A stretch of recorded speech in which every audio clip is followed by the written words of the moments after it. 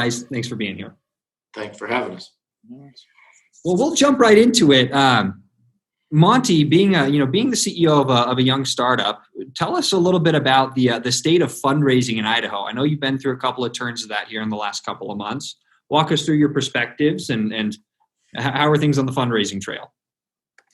Yeah, things are good. We closed a round, our seed round, back in June, which was exciting.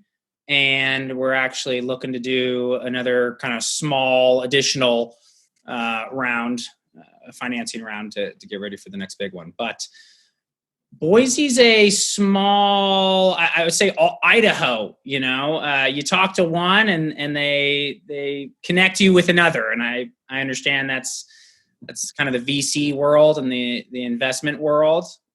But it's nice to have a few different partnerships with Boise investors because they were able to pass us on to other ones, and it's a tight-knit group. Brad, you have an interesting perspective as there, sitting in the advisor seat and the investor seat as well. How are you seeing the ecosystem kind of playing out this year? It's there's a lot of money chasing deals right now. There's not a lot of places to deploy capital. You're certainly not going to invest in debt markets right now, right? So I think there's a lot of people looking for opportunities in equities. And so I'm on the board of a local, I think, high flyer early stage company. And just what I'm seeing from our company, there's institutional investors coming into Boise in larger numbers than I've ever seen before. I probably get a call a day relating to our company from outside investors, which is obviously later stage. Our A round was 80 million. So, if we did a B round, it would be sizable, which I don't think we ever will. But for the early stage companies that I advise, there's ample opportunity for the prepared management team and where there's a product market fit. So. Well, it's exciting times and interesting to manage and juggle some of that stuff, particularly in all of the craziness of 2020. And I'm curious, Brad, we've got you in your office. Maybe each of you, if you could share your work from home policy, how that's affected business and what your long-term plan is. Sure. We actually had a pandemic plan in place for about a decade. So I actually never thought we'd use it, but we had the plan in place and we tested it every 6 months to make sure everything worked. And so the day we decided to implement the plan, it was basically 4:00 one afternoon and said, we're going to implement the plan starting tomorrow. And it was, I'm proud and surprised to say, absolutely seamless. We haven't really missed a beat. We've launched more products than ever in the history of the company during this pandemic. We have, from a marketing side, record marketing qualified leads. We have record bookings from our sales side. We're in a period where throughout the pandemic, we've had record revenue and record EBITDA and literally every metric. So we really haven't missed a beat. Several months ago, we approved, after testing and going through a lot of security and safety measures, 50 people to return to work on any given day. I do a lap and we have maybe 20 in the building. So, if you want to be socially distant, being at Kount's probably the most socially distant you can be. I think everybody has like 5,000 square feet to themselves. So, but everyone else is working from home. We really haven't seen an interruption. I do think it's not totally optimized, particularly. I think it went well because we had established relationships of trust amongst the employee base. I think as we've added new employees, and I talk one-on-one with 2 to 4 employees every morning via Zoom, and the new team members, I think, have had a harder time integrating. They don't have relationships of trust with their peers. It's harder to get trained, et cetera. So I think when the time comes and when it's safe for everyone in the company and people feel secure about returning to the workplace, we'll have everyone back. But I don't think that'll be in the next couple of months. So right now it's working well. I wouldn't say it's optimal. Well, you are much more organized than we are in terms of having a pandemic plan in place. That's for sure. We're in a different situation. I love hearing what Brad did. We just didn't even have an office before the pandemic because we were a startup, right? And we were just actually beginning to look at office space. Then the pandemic hit, and we just really buckled down and focused on the business. Similar in terms of, I'm sure not by the numbers, but we had a record, clients join and revenue and all that stuff. We actually tripled our team. We went from 5 full-timers to 15. I think we have 16 now. We did just get office space, and which is really strange that we're getting office space when no one's technically supposed to, not supposed to be, but most people are leaving offices, and we actually just got office. And similar to what Brad said about trust, I mean, we're such a new company, and I'm such a believer on camaraderie and building a culture. And I think it's very hard to build that culture when you're slacking and Zooming every now and then. So we actually did get space. We move in October 1st, but we get together often, socially distancing, outside at a park just to even work. And I'm definitely not an engineer, but most of my team is. So they're usually silent, sitting on the computers, and I'm, dancing around a park or something, kicking a ball. But, I'm very much looking forward, similar to Brad, getting back to some type of socially distanced office to, I think we just crave it as humans. And I truly believe, as a whole, you're going to be much more productive because you're much more collaborative. I agree. And you probably got your space, on a positive note, much cheaper than you would have 6 months ago. So I sure hope so. Yeah. I've selfishly used it as a bit of hopefully a springboard to getting Epic to move its offices full time to Boise. We gave up our space 2 weeks ago in Salt Lake, so we're currently homeless. But it sounds like we're the unique one in this group. You both brought up the issue of culture here, and frankly, as I've talked about this topic on other panels, it comes up with everybody, right? How do you preserve culture?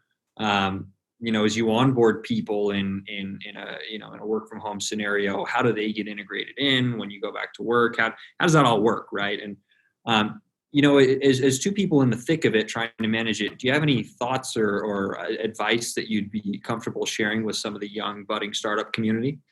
As Monty said, it's tough to have a culture via Zoom. I don't think it lends itself to culture.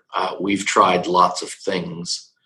Like, we have regular company Zoom parties. We'll send pizzas to everybody's families, and their families will get on, and we'll have Zoom pizza parties or Zoom bake-offs. We had a Zoom talent show, which was actually pretty cool. Things like that regularly, just to get everybody interacting. But I think in a time like this, communication is key. One of my mantras has always been open, honest, and fearless communication. So we've accelerated and deepened the level of communication to keep people talking. And I think that will all carry over in a positive way once we're back together. From our culture standpoint, I think what really keeps us close, and especially when we're adding new team members during a time where we can't physically always be together, we take the approach, it's us against the world, right? The world is tough right now. We're trying to solve something that doesn't necessarily want to be solved because of some bigger, slower moving companies and technologies out there. And so we take everyone that joins our team and everyone that's a part of it. I think that's what keeps our company culture strong right now, is that, hey, we're in this together. We might not physically be with one another, but it's like we're going through the struggle, just like everyone is, but we're going through this struggle and we're going to take the world. And I think just constantly, for me, because I'm not the code and whatnot, to keep those guys going, just constantly pushing that, hey guys, we're doing awesome, and we're fighting an uphill battle during a time where everyone's fighting a battle, and yet ours got that much harder. So I don't know if that answers your question necessarily, but it's a constant war, and people that are going to be part of this company are embracing that, which keeps us strong when we're not together. I'm so thrilled to have both of you on this panel, because historically Idaho has had a lot of pockets of innovation, and it's been hard to really connect industries and start to see some pockets forming in specific sectors. And Brad, with all you've been doing at Kount and years before that in Kinetics, and the impact on the e-commerce space, it's been fascinating for me to see Monty building Fitted here in the e-commerce enablement space as well. Obviously tackling completely different issues, but starting to form this community in Idaho. And with you guys here, we'd love to hear some of your perspective on what's going on in that industry, the trends, how you're attacking them, how you're approaching an evolving e-commerce landscape. And specifically, in a post-COVID-19 world, with all that's happened in 2020, what's permanently, in what ways has consumer behavior been permanently changed? And I'd love to maybe point to Brad first, and then Monty, hear your perspective. Yeah, so we see a huge percentage of global transaction volume, in part because of the sheer number of our clients. We got 8,000 clients globally, but also because of our partners. We're the fraud control for Chase, for Barclays, for Braintree, PayPal, for so many of the biggest players in e-commerce. And so we see literally transactions from over 200 countries on any given day. Last year, we saw a couple dozen from Antarctica, all the travel sites to get the hell off Antarctica. 3 dozen from Vatican City, all the video games. There's some cardinal that likes to play World of Warcraft or something, I don't know. But we've been monitoring this. Interestingly, when the pandemic started, with giving the Federal Reserve very regular updates on verticals that we saw that were dropping off and verticals that we saw that were growing quickly. For example, we're very strong in some verticals that just died, like one of the largest theater companies in the world, like movie theaters, was a top 10 client of ours, and they dropped to 0. We're very strong in the vacation rental space. A lot of the big vacation rental companies leverage us for fraud control. They dropped to 0.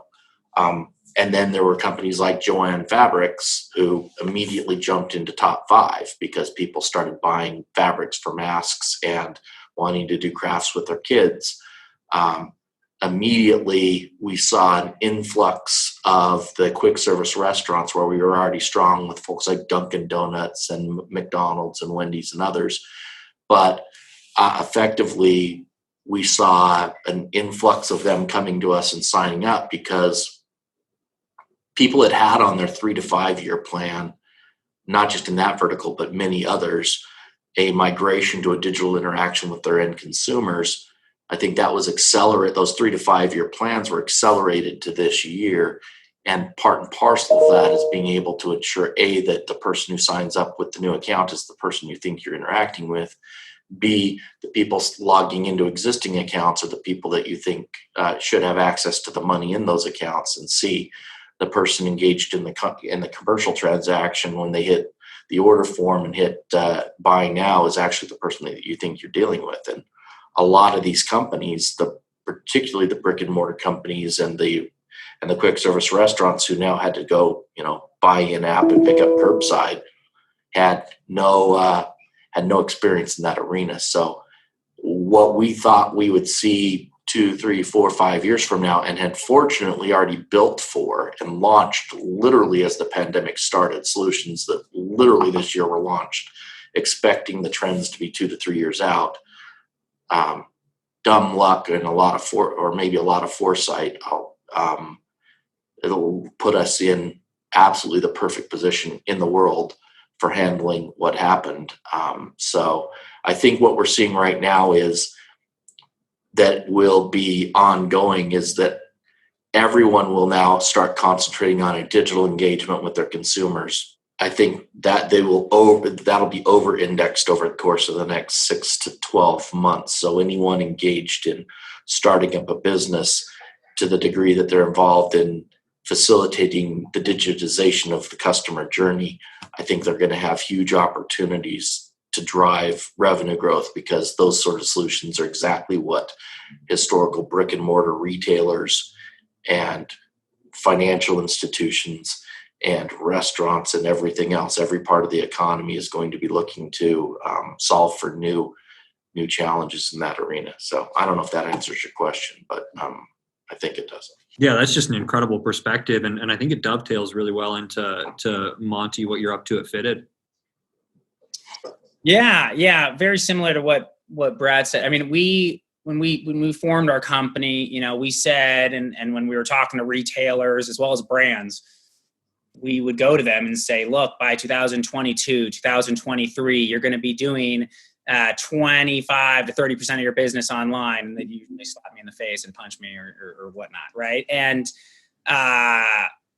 luckily, we said, okay, well, you guys can believe us or not, but we're going to start building for it. Right. And so when COVID did hit, we had everything in play, and we benefited from it, just like Kount and Brad.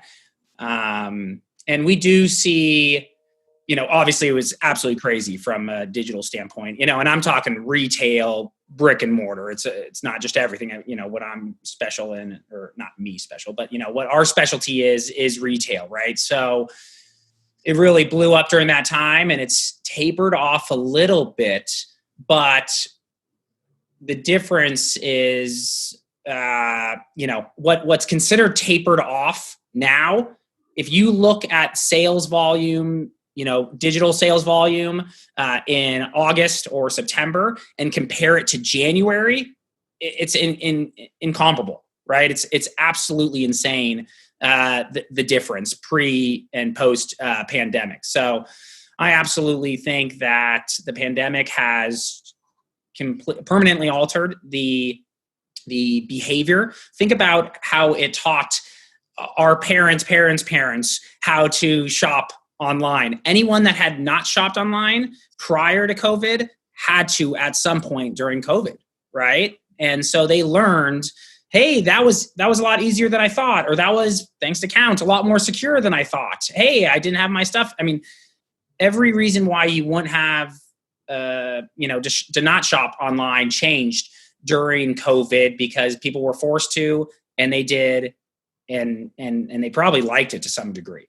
And I'm a big proponent of shopping local, brick and mortar, supporting your economy. I mean, I have retail shops myself, right? So, but the world has changed, in that consumers are open to going online more than ever. I still think that there is that, brick and mortar touch to it, but anyone that has a business better be having some piece in the digital space, because that has to be, from here on out, in order to survive, and we're going to see tons of consolidation over the next 2 years.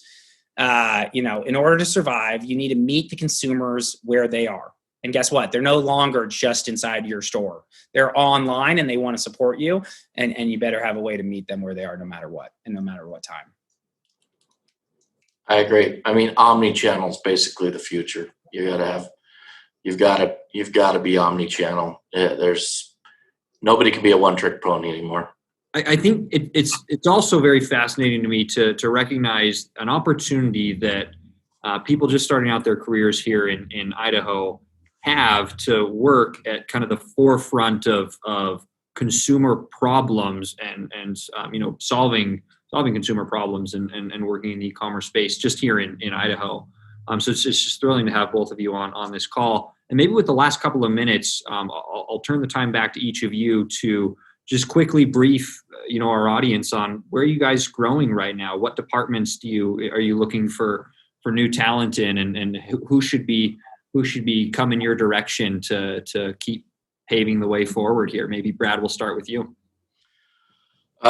We've hired a lot through the pandemic, but we'll be our 2021 plan shows even more aggressive hiring, and it's really in every department. So coders, we'll be expanding our AI team materially. We're basically an AI-driven solution.